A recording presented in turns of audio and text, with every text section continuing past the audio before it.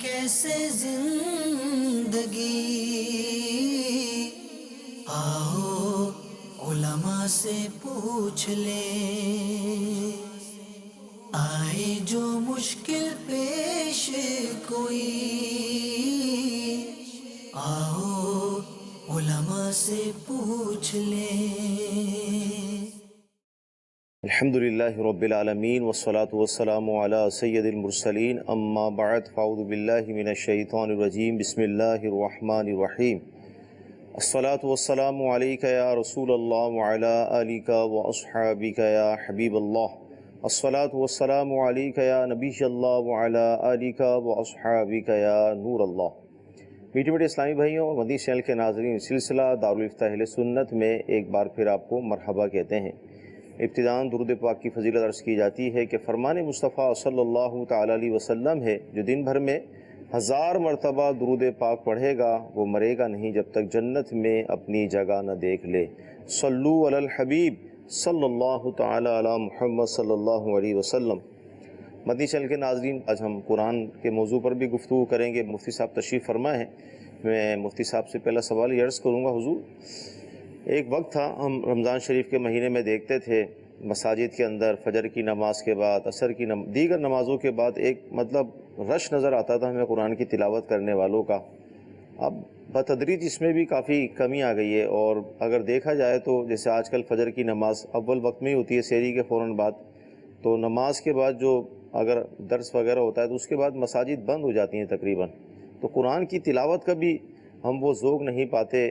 جبکہ یہ مہینہ تو نزول قرآن کا مہینہ ہے۔ تو کیا فرمائیں گے آپ اس حوالے سے؟ بسم اللہ الرحمن الرحیم۔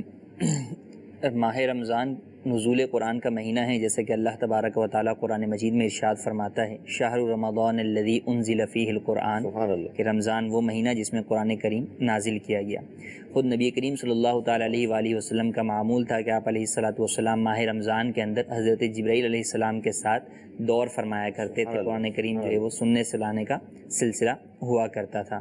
اور مسلمانوں میں ایک عرصے سے جو ہے وہ یہ عادت جو ہے وہ تھی کہ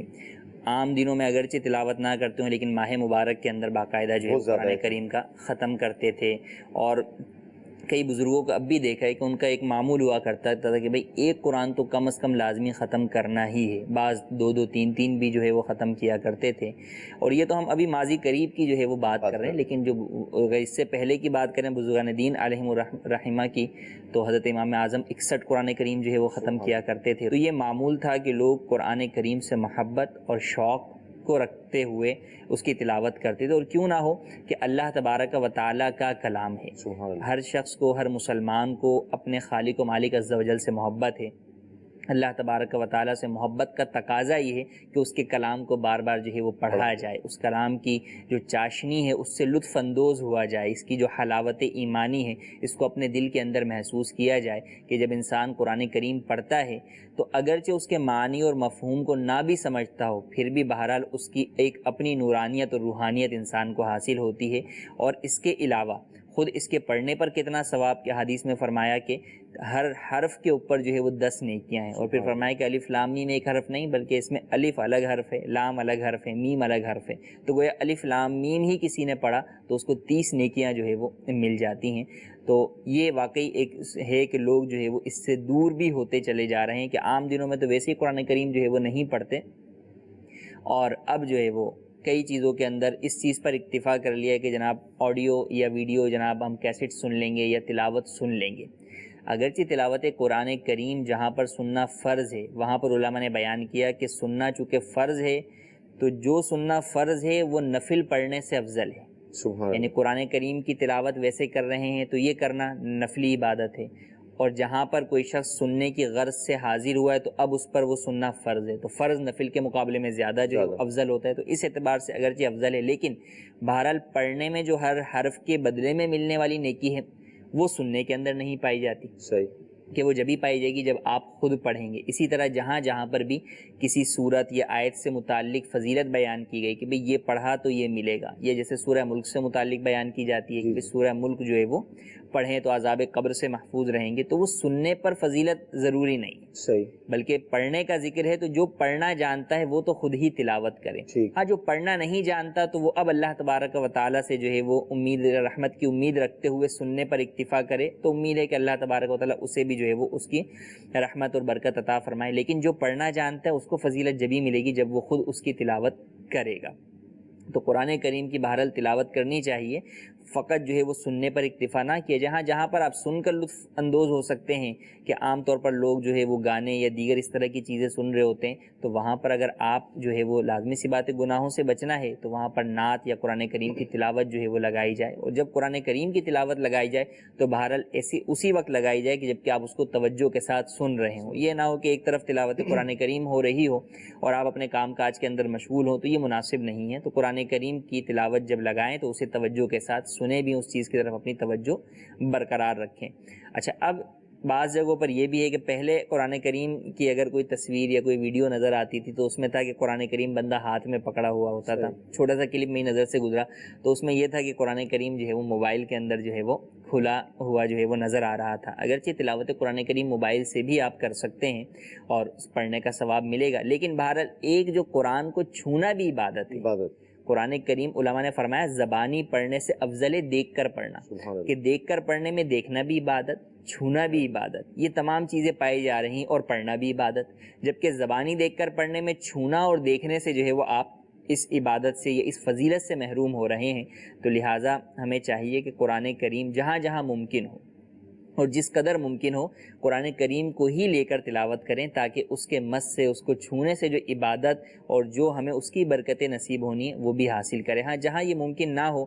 راستے میں ہیں، گاڑی میں ہیں، کہ ہر جگہ قرآن کریم ساتھ رکھنا جو ہے وہ ممکن نہیں ہوتا، وہاں پر اس جدید ٹیکنالوجی سے بھی فائدہ اٹھایا جائے اور اپنے فارغ وقت کو یا اپنے دیگر اوقات کو زیادہ سے زیادہ تلاوت قرآن کریم کے اندر مشغول رکھا جائے۔ اچھا، اب یہ ایک تو ہے کہ عام لوگوں کا جو ہے وہ پڑھنا،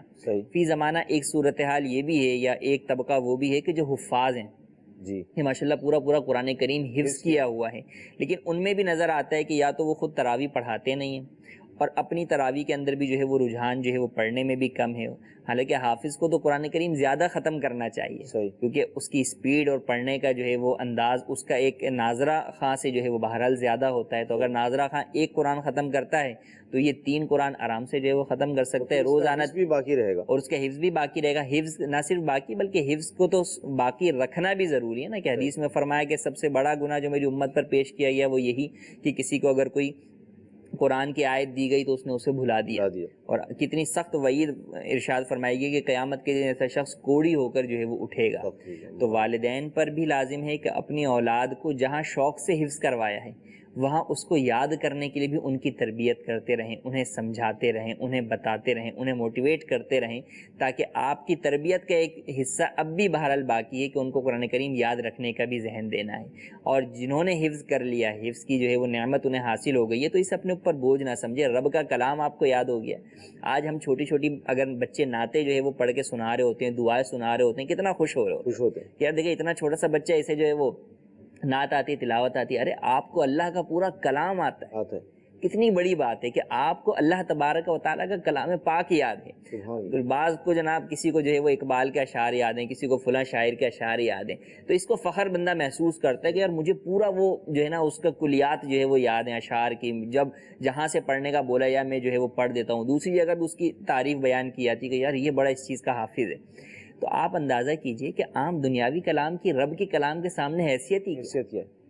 تو آپ کو تو رب کا کلام یاد ہے، آپ جہاں سے چاہیں پڑھ سکتے ہیں، جب چاہیں پڑھ سکتے ہیں۔ دوسرے کلام کے پڑھنے کے اندر آپ کو وہ سرور اور وہ ثواب کا حصول نہیں، یہاں تو آپ کو لفظ بلفظ بلکہ حرف حرف کے اوپر جو ہے وہ ثواب کا ڈھیروں خزانہ جو ہے وہ مل رہا ہے۔ تو حفاظ کو تو اور زیادہ چاہیے کہ ماہ رمضان کے اندر کثرت سے جو ہے وہ دور کریں، جو حافظ تراویح سنا سکتے ہیں وہ تراویح سنائیں، جو وہ نہیں سنا سکتے سماعت کریں، ورنہ بہرحال قرآن کریم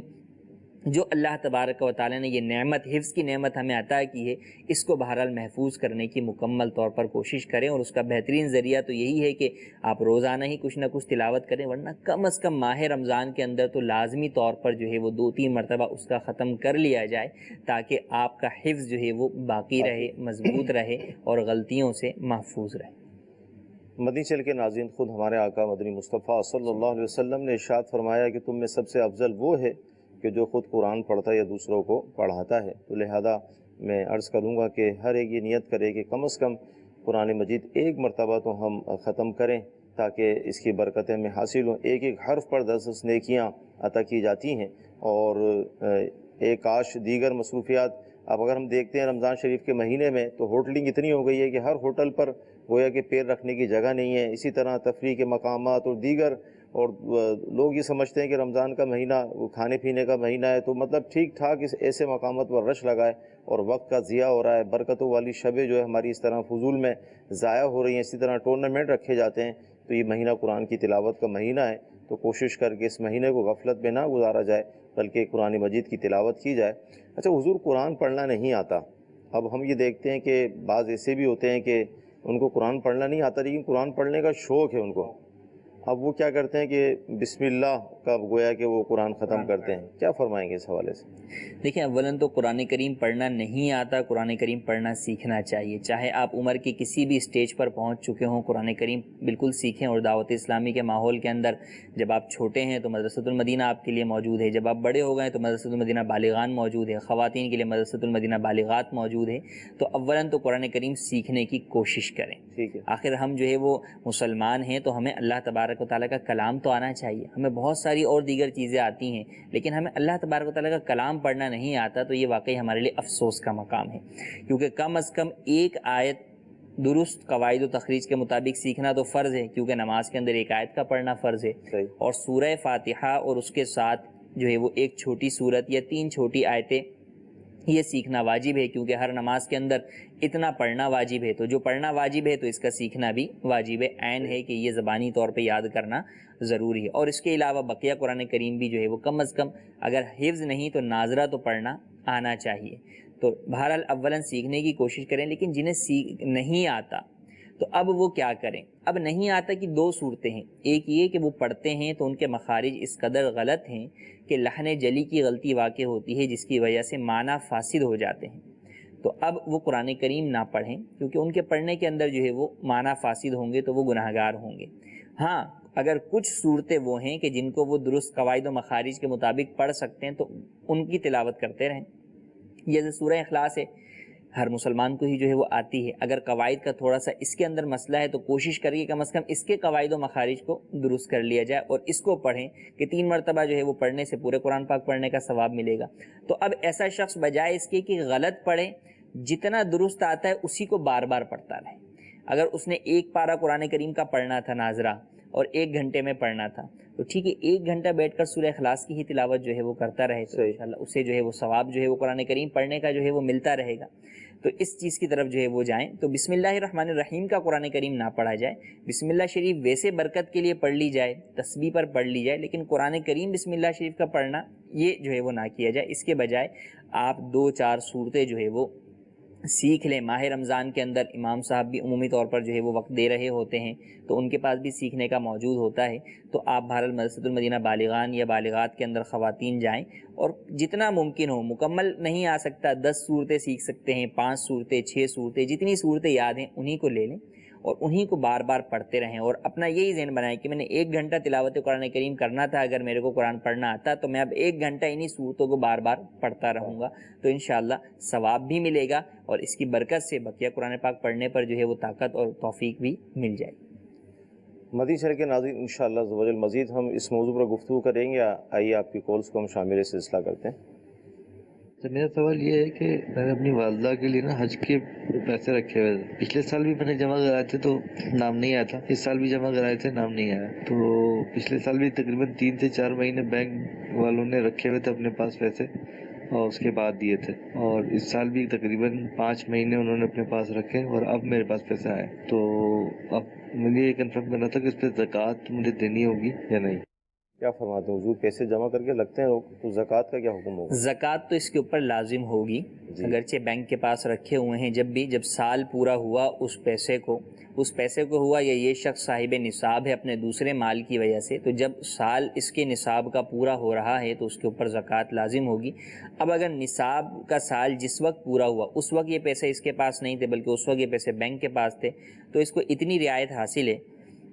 کہ اس پر اس وقت دینا زکوٰۃ ان پیسوں کی لازم نہیں تھی، جب وہ پیسے ملیں گے تو پھر زکوٰۃ دینی ہوگی، صحیح۔ لیکن بہرحال زکوٰۃ ان پیسوں کے اوپر بھی لازم ہوگی۔ جی اگلی کال لیں گے۔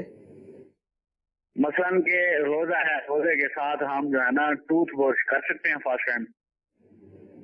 روزے کی حالت میں ٹوتھ پیسٹ کرنا منع ہے، اس سے بچنا چاہیے، کیونکہ ٹوتھ پیسٹ میں پیسٹ کے جو باریک اجزاء ہوتے ہیں ان کا حلق میں جانے کا قوی اندیشہ موجود ہے، تو روزے کی حالت کے اندر ٹوتھ پیسٹ نہ کیا جائے، یوں ہی منجن بھی نہ کیا جائے، ہاں مسواک جو ہے وہ کی جائے۔ ایس ایم ایس یہ ہے کہ یہ ہے ہماری بنت فخر اتاری، پوچھنا ہی چاہ رہی ہیں کہ میں سحری کر کر سو جاتی ہوں اور جب اٹھتی ہوں تو خون جو ہے تھوک کے ساتھ مجھے نکلتا ہے، لیکن اس کا ذائقہ حلق میں محسوس نہیں ہوتا، تو اس صورت میں روزے پر اثر پڑے گا؟ اگر خون کا ذائقہ جو ہے وہ حلق میں محسوس نہیں ہوا تو ایسی صورت کے اندر روزہ نہیں ٹوٹے گا، لیکن اس کو غور کر لیا جائے، کیونکہ جن کو اس طرح کی کوئی بیماری ہوتی ہے تو اب وہ خون تھوک کے ساتھ جو ہے وہ اندر جو ہے وہ آتا جاتا رہتا ہے، تو بہرحال اگر جو ہے وہ حلق میں ذائقہ جو ہے وہ محسوس ہوگا تو روزہ ٹوٹ جائے گا۔ مدنی چل کے ناظرین آپ کو یہ مدنی مشورہ عرض کریں گے کہ بالخصوص عام دنوں میں بھی، لیکن رمضان کے مہینے میں ہمیں اپنے منہ اور دانتوں کی صفائی پر خاص خیال رکھنا چاہیے، کیونکہ کھانے کی روٹین ہماری بڑھ جاتی ہے، اور بعض اوقات ایسا ہوتا ہے کہ ہم سحری میں بالکل آخری وقت کے اندر سحری کرتے ہیں اور پھر اس کے فوراً بعد فجر کی نماز کا سلسلہ ہوتا ہے، مسواک ہمارے پاس عموماً نہیں ہوتی، اور یوں دانتوں کی صفائی کے حوالے سے معاملہ رہ جاتا ہے۔ تو کوشش فرمائیں کہ ہر چیز اہتمام کے ساتھ ہو، سحری میں بھی اہتمام ہو، اور اسی طرح دیگر معاملات کے اندر، تو انشاءاللہ عز و جل جب دانتوں کی صفائی ہوگی، خلال والی سنت پر ہم عمل کریں گے تو انشاءاللہ عز و جل اس سے ہمارے مسوڑوں میں خون نہیں آئے گا، دانتوں سے خون نہیں نکلے گا، تو یوں انشاءاللہ عز و جل جو یہ روزے کی حالت میں خون نکلنے کی صورت میں روزہ ٹوٹ بھی جاتا ہے، اس کی صورت یہی ہے کہ حلق کے اندر اس کا ذائقہ محسوس ہو، وہ حلق سے اتر جائے، تو انشاءاللہ عز و جل اس طرح کے جو معاملات ہیں اس سے بھی ہماری بچت ہوگی۔ اس میں یہ بھی ہے کہ دیکھیں جن بعض افراد کو اس طرح کی بیماری ہے، اولاً تو علاج کروائیں، ٹھیک ہے، اور جب تک علاج نہیں ہوتا ہے، بیماری ہے، پتہ ہے، تو اب پتہ ہے کہ سوؤں گی تو جو ہے وہ روزے میں چلا جائے گا، تو پھر انہیں بہرحال سونے سے احتیاط جو ہے وہ کرنی ہوگی کہ وہ اپنے روزے کو بہرحال باقی رکھنا ہے، روزہ جو ہے وہ فاسد نہ ہونے دیا جائے۔ اچھا، قرآن پر گفتگو چل رہی تھی، یہ ارشاد فرمائیں کہ ہم یہ دیکھتے ہیں کہ لوگ مساجد کے اندر قرآن رکھواتے ہیں، جی، اور بعض مساجد والے لکھ کر بھی لگا دیتے ہیں کہ اب ہمیں قرآن کی حاجت نہیں ہے، تو کیا فرمائیں گے اس حوالے سے؟ لوگ جو ہے وہ خاص طور پر ماہ رمضان کے اندر قرآن کریم ہدیہ کرنے کا مساجد کے اندر جو ہے وہ ذہن رکھتے ہیں، کئی لوگ جو ہے وہ خرید کر قرآن کریم جو ہے وہ مساجد میں رکھتے ہیں، کاش کہ وہ قرآن کریم رکھنے کے ساتھ ساتھ اس کے پڑھنے والوں کو بھی لانا شروع کر دیں۔ اسی طرح آپ دیکھیں گے مساجد میں مصلے جو ہے وہ دیے جاتے ہیں، نئے نئے مصلے، نئی نئی صفیں ہوتی ہیں، لیکن یہ چیزیں تو آ جاتی ہیں، لیکن ان پر پڑھنے والے نمازی جو ہے وہ بہرحال نظر نہیں آتے عام دنوں کے اندر۔ تو اولاً تو اس کی ہمیں کوشش کرنی چاہیے کہ جو دینے والا ہے کیا فقط وہ دینے پر ہی اکتفا کر رہا ہے یا خود بھی تلاوت جو ہے وہ آ کر مسجد کے اندر کرتا بھی ہے۔ باقی جہاں تک اس کا تعلق ہے کہ دینا تو بہرحال جائز ہے، اور اچھی نیت کے ساتھ دینا یقیناً ثواب کا کام ہے، کہ یہ صدقہ جاریہ کے کاموں میں سے ان صدقات میں سے ہے جو کہ جاری رہنے والے ہیں، کہ جب تک لوگ پڑھتے رہیں گے اس کو ثواب جو ہے وہ ملتا رہے گا، اور لوگ دیتے بھی اسی غرض سے، اسی لیے بس اوقات لکھ بھی دیتے ہیں کہ اس حال ثواب فلاں دادی دادا مختلف جو ہے وہ الفاظ بھی لکھے ہوئے ہوتے ہیں۔ ہاں، یہاں پر ایک بات کا خیال رکھنا ضروری ہے کہ جب آپ کو دکھ رہا ہے کہ مساجد میں پہلے سے ہی قرآن کریم موجود ہیں اچھی خاصی تعداد کے اندر،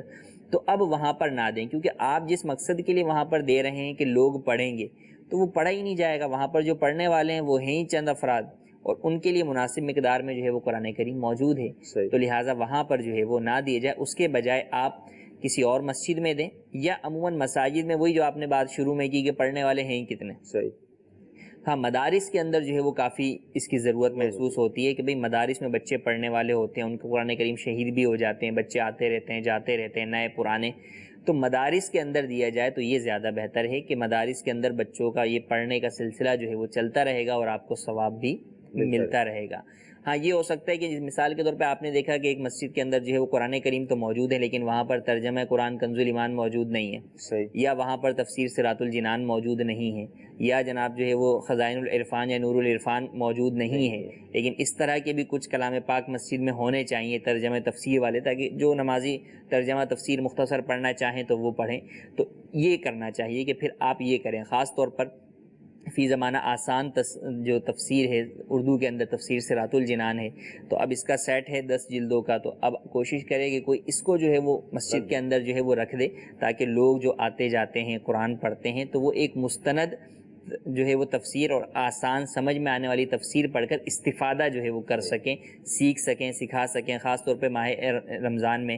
اعتکاف کا جو عشرہ ہوتا ہے اس کے اندر جو ہے وہ لوگ جو معتکفین ہوتے ہیں خاص طور پہ ان کے پڑھنے کا ذہن ہوتا ہے، تو وہ بھی مستند تفسیر موجود ہوگی تو اسے اچھے طریقے سے پڑھ سکیں گے، سمجھ سکیں گے، مختلف مواقع پہ اس سے درس ہو سکے گا۔ اچھا، مساجد میں جو دعوت اسلامی کے تحت جو مدنی حلقہ روزانہ فجر کے بعد لگتا ہے اس کے اندر جو ہے وہ 3 آیت جو ہے وہ پڑھی جاتی ہیں تفسیر کے ساتھ، تو اس کے اندر جو ہے وہ معاونت ملے گی، تو یوں انشاءاللہ آپ کے لیے صدقہ جاریہ ہوگا۔ اب انتظامیہ کے لیے جیسا آپ نے کہا کہ بعض انتظامیہ واقعی یہ لگا دیتی ہیں اور یہ اچھا ہے کہ بھئی جو ہے وہ یہاں پر جو ہے وہ نہ دیں، یہاں پر حاجت نہیں ہے۔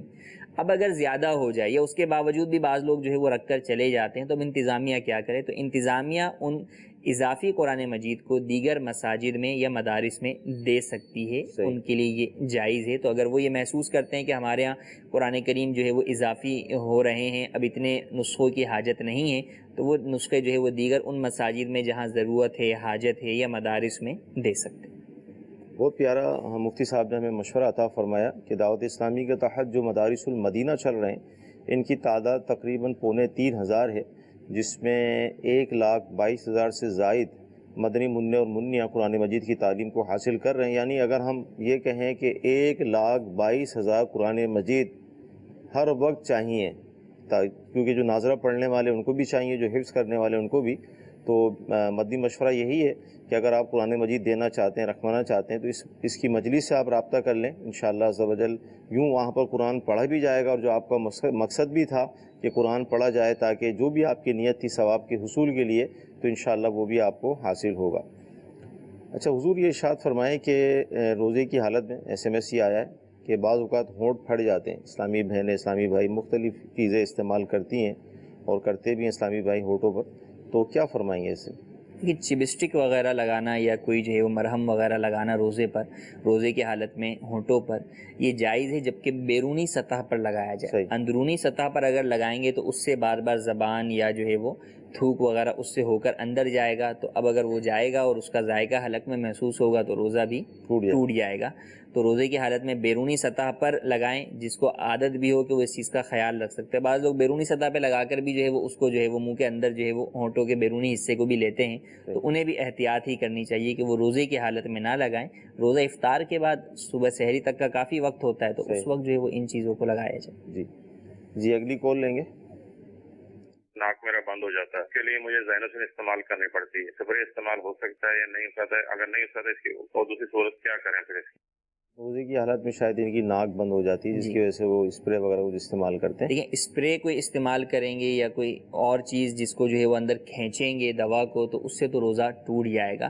ہاں، ایک یہ ہے کہ مثال کے طور پہ بام وغیرہ کوئی چیز ہے جس کو ناک کے بیرونی حصے کے اوپر ہی جو ہے وہ لگا لیا، تو اب اس کی خوشبو کی وجہ سے جو ہے وہ ناک کھل جاتا ہے، تو اس میں حرج نہیں ہے، اس سے نہیں روزہ ٹوٹے گا۔ ٹھیک جی، اگلی کال۔ عامر اتاری مفتی صاحب کی بارگاہ میں عرض یوں ہے کہ کیا عطر کو سونگھنے سے یا اگربتی کو سونگھنے سے روزہ ٹوٹ جاتا ہے؟ اگربتی کا دعا اگر ناک میں چلا گیا کیا اس کا روزہ ٹوٹ جائے گا؟ عطر سونگھنے سے تو روزہ نہیں ٹوٹتا، ہاں البتہ اگربتی کی خوشبو دور سے کہیں آ رہی ہے اور خوشبو جا رہی ہے تو نہیں ٹوٹے گا، لیکن اگر اس کا دھواں جو نکل رہا ہے اس کو اگر کوئی قصدن جو ہے وہ سونگے گا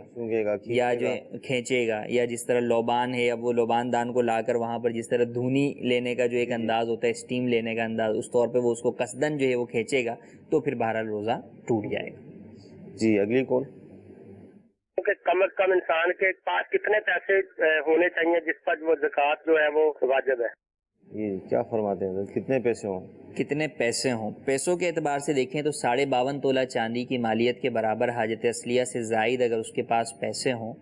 اور اس کے اوپر قرض وغیرہ بھی نہ ہو، یا قرض ہو تو اس کے مائنس کرنے کے بعد اس کے پاس اتنے پیسے بچیں، تو ایسی صورت میں اس پر زکوٰۃ لازم ہوگی۔ آج کل ہمارے ہاں ملک پاکستان میں تقریباً 40,000 کے قریب جو ہے وہ 52.5 تولہ چاندی کی قیمت بنتی ہے۔ تو اب جب بھی کوئی شخص جو ہے وہ اپنے اوپر زکوٰۃ کی کیلکولیشن کا وقت دیکھ رہا ہے، اس وقت دیکھ لے کہ اس کے ملک میں کتنا جو ہے وہ اماؤنٹ بنتا ہے 52.5 تولہ چاندی کا، اس حساب سے۔ لیکن یہ منیمم ہے کہ اس کے اوپر پیسوں کے اعتبار سے زکوٰۃ لازم ہوگی۔ جبکہ سونے کے اعتبار سے بات کریں تو سونے کا اپنا ایک علیحدہ نصاب ہے کہ اگر کسی شخص کے پاس سونا ہے تو وہ 7.5 تولہ سونا ہوگا تو زکوٰۃ ہوگی، اس سے کم ہوگا تو زکوٰۃ نہیں ہوگی، جبکہ اس کے پاس کوئی اور مال نہ ہو۔ اگر 7.5 تولہ سے سونا کم ہے لیکن ساتھ میں چاندی ہے یا پیسہ ہے یا مال تجارت ہے یا پرائز بانڈ ہے، اور 7.5 تولہ سے کم سونے کو اور ان دیگر چیزوں کو اگر مکس کریں تو ان کی قیمت جو ہے وہ بن جاتی ہے 52.5 تولہ چاندی یا اس سے زیادہ، تو پھر بہرحال زکوٰۃ لازم ہوگی۔ ٹھیک جی، اگلی کون؟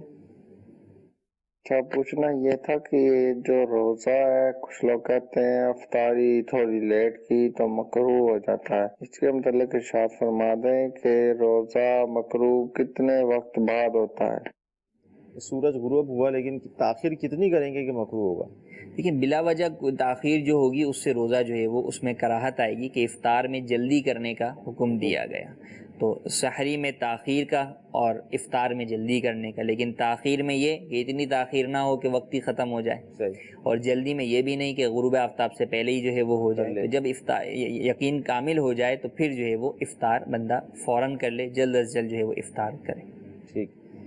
جی، اگلی کون؟ یہ اسد اقبال عرض کر رہا ہوں قطر سے۔ میں نے یہ پوچھنا ہے کہ قرآن پاک کی تلاوت کرنا افضل ہے یا سننا؟ جی حضور، اس پر ہم نے جیسا کہ بیان کیا کہ فرض ہو جہاں پر سننا فرض ہے، جی اب وہاں پر سننا جو ہے وہ افضل ہے تلاوت کرنے سے، اور جہاں پر سننا فرض نہیں ہے تو وہاں پر جو ہے وہ پھر تلاوت جو ہے وہ بندہ خود کرے گا،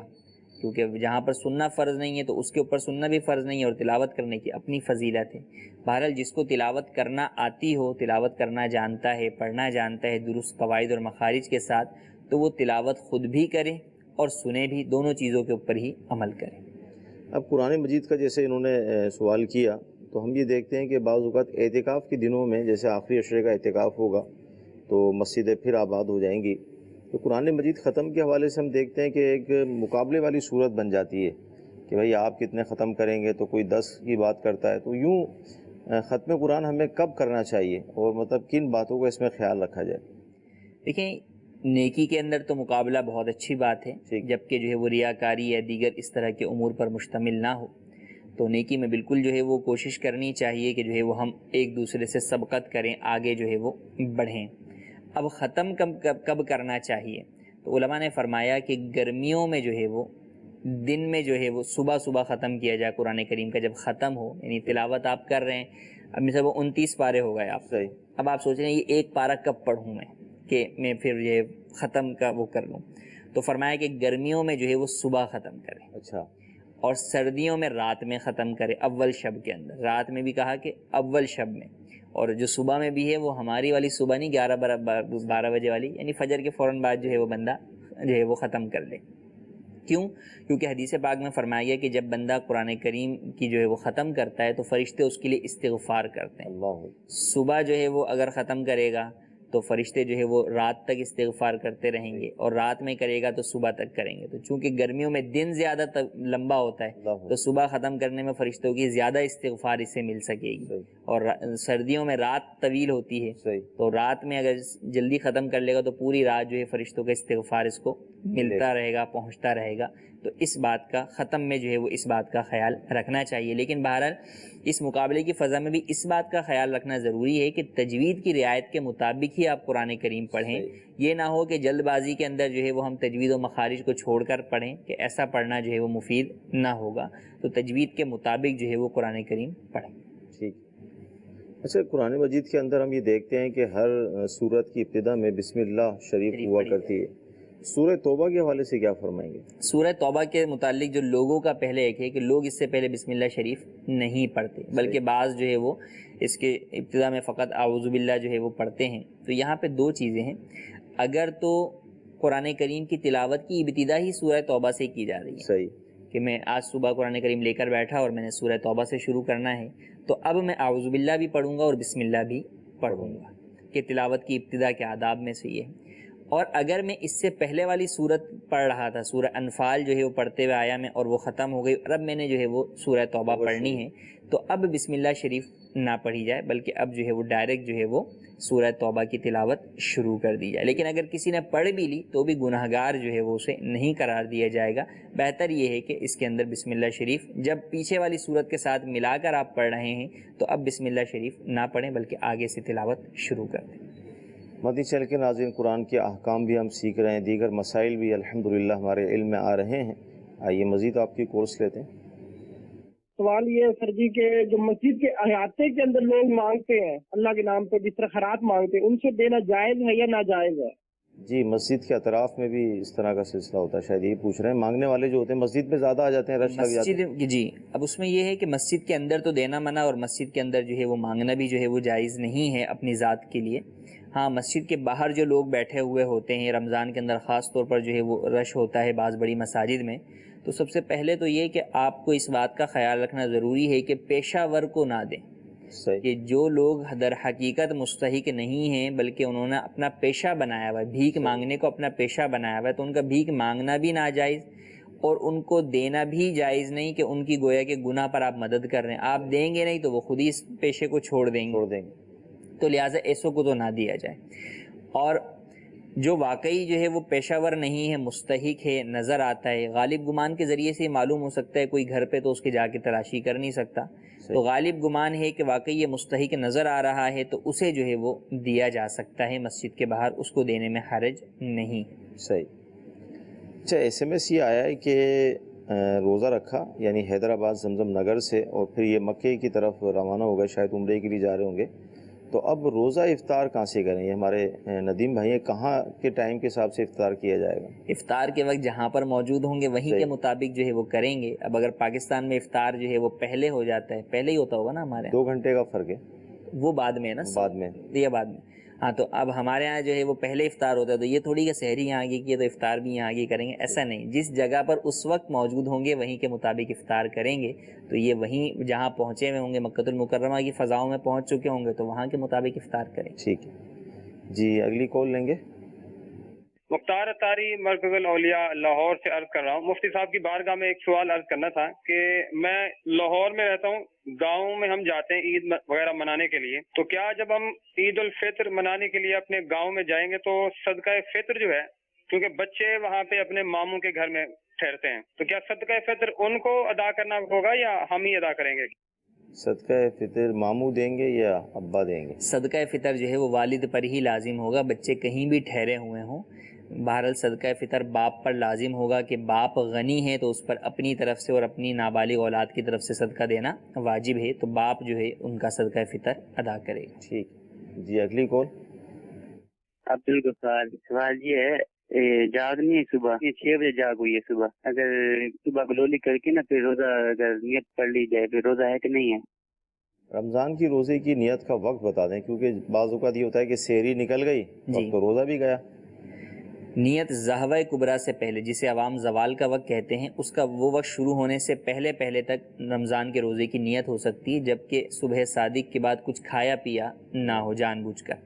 تو لہٰذا اگر تو اٹھ کر کسی نے کھا پی لیا کہ جناب 1 گلاس پی کر پھر بولے کہ اب میں روزے کی نیت کرتا ہوں، اب روزے کی نیت نہیں ہو سکتی۔ تو بہرحال یہی لازم ہے کہ کچھ نہ ہی کھائے پئیں اور روزے کی نیت کر لیں زہوہ کبریٰ سے پہلے۔ اگر کسی نے ایسی غلطی کر لی کہ بھئی کھا پی لیا تو اب روزہ تو اس دن کا نہیں ہوا، اب جب یہ پتہ چلتا ہے کہ روزہ نہیں ہوا تو کہتے ہیں جب روزہ ہی نہیں ہوا تو چلیں اور کھا پی لیتے ہیں۔ صحیح، ایسا نہیں ہے، بلکہ بہرحال رمضان کا احترام اپنی جگہ پر باقی ہے۔ اگر کسی کا یوں روزہ نہ ہوا، جب بھی اس پر لازم ہے کہ بقیہ دن روزے دار کی طرح ہی بغیر کھائے پیے گزارے گا۔ اگر بقیہ دن مزید کھائے پیے گا تو پھر یہ جو اس کے اوپر گزارنا واجب ہے روزے دار کی طرح، اس کے ترک کرنے کی وجہ سے یہ دوبارہ گناہ گار ہوگا۔ تو لہٰذا اس بات کا خیال رکھنا ضروری ہے کہ کسی کا روزہ ٹوٹ جاتا ہے کسی وجہ سے، یا جو ہے وہ سحری میں آنکھ نہیں کھلی اٹھ کر پھر جو ہے وہ کچھ کھا پی لیا، تو جب مسئلہ معلوم ہوا کہ روزہ نہیں ہوا تو اب اس کا یہ مطلب نہیں کہ اب پورے دن کھانا پینا شروع کر دیں، بلکہ بقیہ دن بہرحال اس پر روزے دار کی طرح ہی گزارنا واجب ہے، اور بعد میں اس روزے کی قضا بھی لازم ہے۔ یہ سحری کا ذرا تھوڑا سا بتا دیں کہ سحری ضروری روزے کے لیے؟ سحری جو ہے وہ نفل روزے کے لیے بھی ضروری نہیں ہے، فرض کے لیے بھی ضروری نہیں، بغیر سحری کے بھی روزہ رکھا جا سکتا ہے۔ البتہ سحری کرنا سنت ہے، تو اس سنت کو چھوڑنا نہیں چاہیے، سنت پہ جو ہے وہ ادائیگی، سنت کی نیت سے جو ہے وہ بالکل اس کے اوپر عمل بھی کیا جائے۔ روزہ ایک عبادت ہے، تو اس پر قوت حاصل کرنے کے لیے بھی جو ہے وہ سحری جو ہے وہ کی جائے، لیکن اگر سحری نہ ہوئی تو بھی بہرحال روزہ رکھا جا سکتا ہے۔ جی اگلی کال لیں گے۔ 4 تولے سونا ہے میرے پاس، زکوٰۃ کتنی بنے گی؟ 4 تولہ غالباً فرمایا۔ اگر فقط 4 تولے ہی ہے، اس کے علاوہ چاندی اور دیگر چیزیں اور مال نامی نہیں ہیں، تو زکوٰۃ لازم نہیں ہوگی جب تک کہ 7.5 تولہ سونا نہ ہو۔ اور اگر 4 تولہ کے ساتھ عموماً دوسرا مال ہوتا ہی ہے، بندے کے پاس کچھ نہ کچھ اضافی پیسے بھی ہوتے ہیں، تو اب اگر پیسے دیگر ساتھ میں موجود ہیں تو پھر بہرحال سونے اور وہ اضافی پیسوں کی دونوں کی قیمت ملا کر دونوں کے اوپر ٹوٹل پہ زکوٰۃ ادا کریں گے۔ ٹھیک جی اگلی کال۔ اگر روزے کی حالت میں وضو کر رہے ہیں تو اگر غلطی سے پانی ناک سے دماغ میں چلا جائے تو کیا روزہ ٹوٹ جائے گا؟ کیا فرماتے ہیں؟ غلطی سے انہوں نے فرمایا کلی میں جو ہے وہ چلا گیا یا جو ہے وہ ناک میں پانی چڑھاتے ہوئے چلا گیا، تو اگر غلطی سے گیا ہے اور روزے دار ہونا یاد ہے، غلطی 2 طرح کی ہوگی، ایک یہ کہ بندہ بھول گیا کہ میں روزے دار ہی نہیں ہوں، صحیح، یہ بھولا ہوا ہے، وہ سمجھ رہا ہے کہ میرا روزہ ہی نہیں ہے، تو اب اگر روزے دار ہونا یاد نہیں ہے اور ایسا کام ہوا تو روزہ نہیں ٹوٹے گا۔ لیکن اگر روزے دار ہونا یاد ہے لیکن وہ غلطی سے چلا گیا کہ لے جانا چاہتا نہیں تھا، کسی وجہ سے چلا گیا، اسی وقت کھانسی آ گئی، ٹھسکا لگ گیا کہ اوپر چلا گیا، تو بہرحال روزہ ٹوٹ جائے گا اور اس روزے کی قضا لازم ہوگی اور بقیہ دن بہرحال روزے دار کی طرح ہی گزارنا لازم ہوگا۔ تو میرے وہ اسلامی بھائی اور اسلامی بہنیں جو اللہ تعالیٰ کی رحمت سے روزہ رکھتے ہیں، تو وہ بالخصوص روزے کی حالت میں نماز کے لیے جب وضو کریں تو تھوڑا توجہ سے وضو کریں، کیونکہ وہ روٹین ہوتی ہے، اور جب مہینہ تبدیل ہوتا ہے، مثال کے طور پورے سال ہم دائرے نماز پڑھتے ہیں اور اس کے اندر بعض اوقات لوگ دوران کلی جب پانی کچھ پی بھی لیتے ہیں، تو ظاہر یہی عادت جب چل رہی ہوتی ہے، تو جیسے رمضان کا مہینہ آتا ہے تو اس کے اندر بھی اس طرح کا معاملہ ہو جاتا ہے۔ اس لیے فقہ کی کتابوں میں یہ مسائل لکھے ہوئے ہیں، تو لہٰذا جب بھی آپ وضو کریں روزے کی حالت میں تھوڑا توجہ سے کریں، احتیاط سے کریں، تاکہ روزہ آپ کا ضائع نہ ہو۔ لیکن ظاہر حکم بھی ہمیں پتہ چلا کہ اگر اس طرح کا معاملہ ہو گیا کہ پانی حلق سے اتر گیا یا دماغ میں چڑھ گیا، تو اس روزے کی آپ کو قضا کرنی ہوگی اور بقیہ دن روزے کی طرح ہی گزارنا ہوگا۔ جی اگلی کال۔ کسی کے پاس جگہ لیا ہوا ہے کاروباری کے حوالے سے تو 10 لاکھ روپیہ کا، تو یہ شخص جو زکوٰۃ نکالے گا، زکوٰۃ نکالنے کا پاس اس کے پاس کیش روپیہ نہیں ہے تو وہ زکوٰۃ کس صورت میں نکالے گا؟ اچھا پیسے نہیں ہوتے تو پھر زکوٰۃ کیسے نکالیں وہ؟ دیکھیں فقط پیسہ ہی تو مال نہیں ہے نا، سونا بھی مال ہے، چاندی بھی مال ہے، مال تجارت بھی مال ہے، پرائز بانڈ بھی مال ہے، تو جو مال تجارت ہے آپ کے پاس وہ مال ہے، اسی کو زکوٰۃ کے اندر ادا کیجئے۔ سونے پہ اکثر خواتین کہتی ہیں کہ بھائی ہم کماتے تھوڑی ہیں، جو ہمارے پاس پیسے ہوں ہم زکوٰۃ کس سے دیں گے، سونا ہے ہمارے پاس تو سونے سے ہی زکوٰۃ ادا کیجیے۔ اگر انگوٹھی دے دیں گے تو اس کا سیٹ تو خراب ہو جائے گا نا دینے سے۔ ہاں اب یہ ہے کہ دیکھیں سیٹ خراب ہوگا تو پھر اس کے لیے متبادل کی طرف جائیں یا تو کسی سے قرض لے کر زکوٰۃ ادا کر دیں، تو یہ صورت کریں۔ لیکن بہرحال جو اس میں موجود رہنے کی وجہ سے ہو سکتا ہے پورا سیٹ ہی تباہ ہو جائے، کیونکہ زکوٰۃ کا مال تو جس مال میں موجود ہوتا ہے اسے ہلاک کر دیتا ہے۔ تو اس چیز کی طرف جو ہے وہ کوشش کی جائے کہ کسی بھی طریقے سے زکوٰۃ ادا کریں، اور اس کے اندر اس بات کی اجازت ہے کہ آپ جو ہے وہ کسی سے قرض لے کر ادا کر دیں، بعد میں اس کو قرض جو ہے وہ دوسرے پیسوں سے ادا کر دیں۔ تو جو پلاٹ یا مکان اگر کوئی بیچنے کے لیے خریدا ہوا ہے تو اس کے اوپر زکوٰۃ لازم ہوگی، تو بہرحال اس کی مالیت کے اعتبار سے اس کی زکوٰۃ ادا کرنی ہوگی۔ کیش نہیں ہے تو کسی سے قرض لے کر یا پھر اس کو بیچ کر یا کوئی اور چیز اپنی بیچ کر اس کے ذریعے سے زکوٰۃ لازمی طور پر وقت پر ادا کیجیے۔ یعنی مدنی شہر کے ناظرین زکوٰۃ کو نکالنے کا راستہ نکالنا چاہیے کہ زکوٰۃ ہم کس طرح ادا کریں گے۔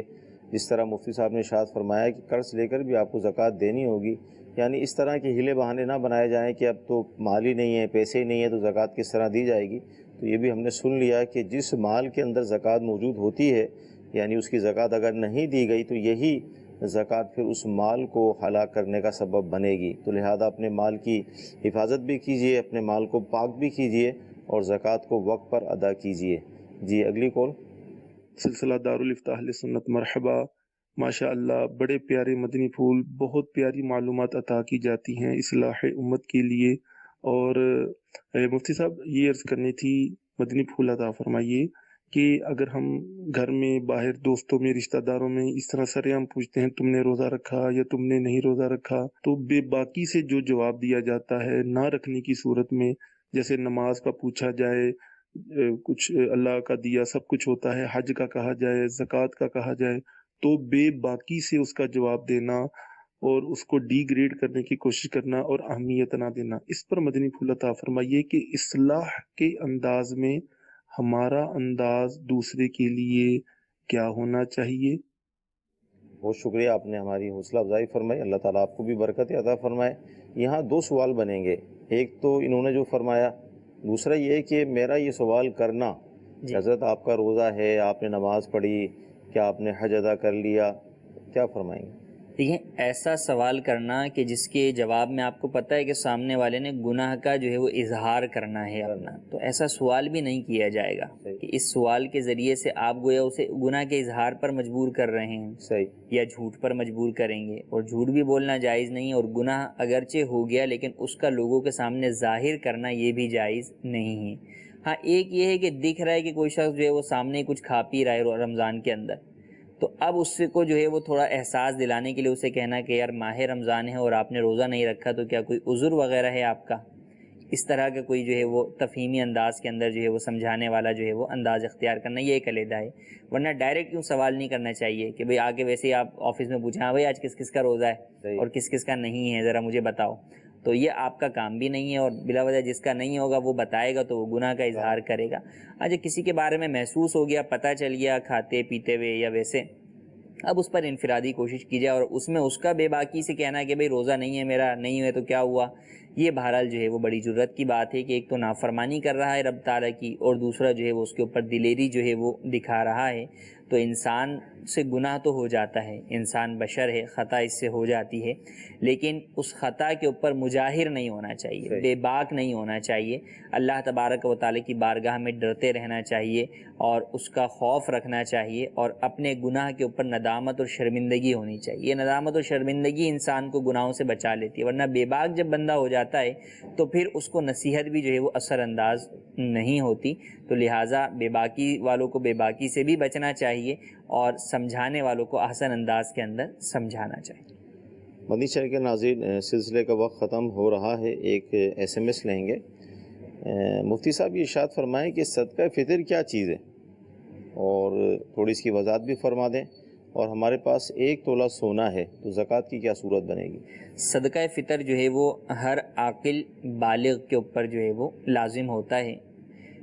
بالغ پر لازم ہے، اور بالغ شخص کے اوپر جو غنی ہے، صاحب نصاب ہے، اس پر لازم ہے، اور اس پر اپنی نابالغ اولاد کا بھی لازم ہے۔ تو صدقہ فطر کے بارے میں یہ فرمایا گیا کہ یہ ادا کرو کہ اس کے ذریعے سے تمہارے روزے جو ہے وہ روزوں کے اندر جو کمی کوتاہی ہو گئی ہے ان کو جو ہے وہ دھو ڈالنے والا ہے۔ تو جو صاحب نصاب افراد ہیں ان کے اوپر صدقہ فطر لازم ہے، اگرچہ بعض جگہوں پہ یہ میں نے دیکھا ہے کہ وہ کہتے ہیں کہ صدقہ فطر سب پہ لازم ہے، یعنی غریب بھی ہے وہ بھی بھارت صدقہ فطر ادا کرنے کا ذہن رکھتا ہے کہ نہیں یار صدقہ فطر دینا ہے میں، تو ایک اچھا ہے، اگرچہ اس کے اوپر واجب نہیں ہے کہ دیتا ہے تو اچھا ہے، اللہ کی راہ کے اندر جو ہے وہ دے تو انشاءاللہ قبول ہوگا، لیکن بہرحال لازم جو ہے وہ صاحب نصاب پر ہے۔ لیکن یہاں پہ وہ صاحب نصاب مراد نہیں جو زکوٰۃ والا ہے، زکوٰۃ تو فقط مال نامی پر آتی ہے، چاندی، سونا، مال تجارت، پرائز بونڈ، پیسہ پر، جبکہ صدقہ فطر میں اگر یہ مال نامی نہیں ہے، گھر کا اضافی سامان ہی ہے، یا جیسے ہم کئی مسئلوں میں جواب دے رہے ہوتے ہیں کہ پلاٹ آپ نے بیچنے کے لیے خریدا ہے تو زکوٰۃ ہے ورنہ نہیں ہے، تو زکوٰۃ تو نہیں ہے، لیکن اگر وہ پلاٹ ایکسٹرا ہے آپ کا، اس پہ آپ کی رہائش نہیں ہے، اضافی ہے، تو اس کی وجہ سے صدقہ فطر لازم ہوگا اور قربانی بھی لازم ہوگی۔ تو اس اعتبار سے دیکھا جائے گا کہ صدقہ فطر میں جو نصاب دیکھا جاتا ہے وہ اگرچہ 52.5 تولہ چاندی دیکھا جاتا ہے، لیکن اس نصاب کے مال کا نامی ہونا ضروری نہیں، بلکہ وہ مال غیر نامی بھی ہوگا، حاجت اصلیہ سے زائد ہوگا تو صدقہ فطر لازم ہوگا۔ اور 1 تولہ پہ زکوٰۃ کا پوچھا انہوں نے، تو 1 تولہ کے اوپر اگر فقط 1 تولہ ہی ہے تو زکوٰۃ اس پر لازم نہیں ہے، ہاں اگر اس کے ساتھ ساتھ جو ہے وہ اور کوئی دوسرا مال بھی ہے اور وہ دونوں مل کر نصاب کی مقدار کو پہنچتے ہیں تو زکوٰۃ لازم ہے۔ مدنی چینل کے ناظرین، سلسلے کا وقت ختم ہوا، اور اللہ تعالیٰ کی رحمت سے ہم نے بہت سارے مسائل قرآن کے حوالے سے بھی سیکھے، سنے، اسی طرح دیگر آپ کی کالز، SMS بھی ہم نے شامل سلسلے کیے۔ اچھا، ساتھ ہی یہ کہ صدقہ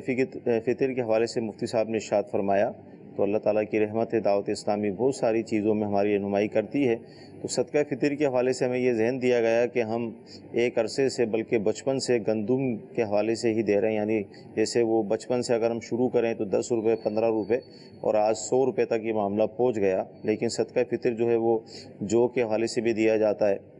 اسی طرح کشمش اور کھجور کے حوالے سے بھی دیا جاتا ہے۔ تو لہذا جن کو اللہ تعالیٰ نے نوازا ہے وہ کوشش کر کے 250 روپے کے حساب سے فی کس دے دیں، یعنی جو کے حساب سے۔ اسی طرح جو مزید مطلب اس میں برکت چاہتے ہیں کہ اللہ کی راہ میں اور زیادہ دیں تو وہ 1600 روپے کے حساب سے بھی صدقہ فطر ادا کر سکتے ہیں۔ انشاءاللہ تعالیٰ مزید آپ کو برکتیں ملیں گی۔ اللہ تعالیٰ کی بارگاہ میں دعا کرتے ہیں کہ اللہ تعالیٰ آج کا ہمارا سلسلہ اپنی بارگاہ میں قبول فرمائے، جو ہم نے سنا ہے، جو سیکھا ہے، اس پر عمل کرنے کی توفیق عطا فرمائے۔ آمین۔ صلو علی الحبیب صلی اللہ تعالی علی محمد۔ گزارے کیسے زندگی،